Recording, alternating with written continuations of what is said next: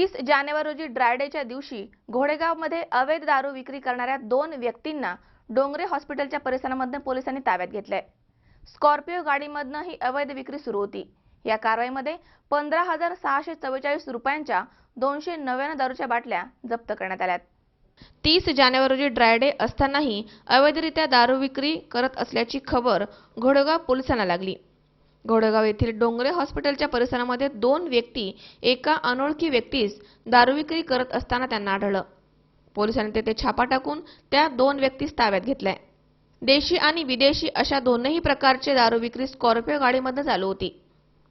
या छाप्यामध्ये त्यांच्याकडून 15,644 रुपयांच्या 299 दारूच्या बाटल्या जप्त करण्यात आल्या आणि त्यासोबतच 3,50,000 रुपये किमतीची लाल रंगाची स्कॉर्पिओ ही जप्त करण्यात आली आहे।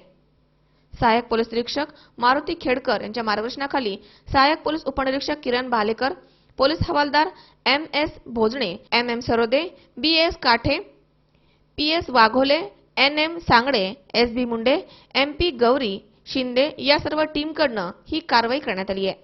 या घटनेचा पुढील तपास सहाय्यक फौजदार सदाशिव हांडे हे करतायत। मोहसिन काठेवाडी सह नंदू बोराडे, C24 तास, घोडेगाव।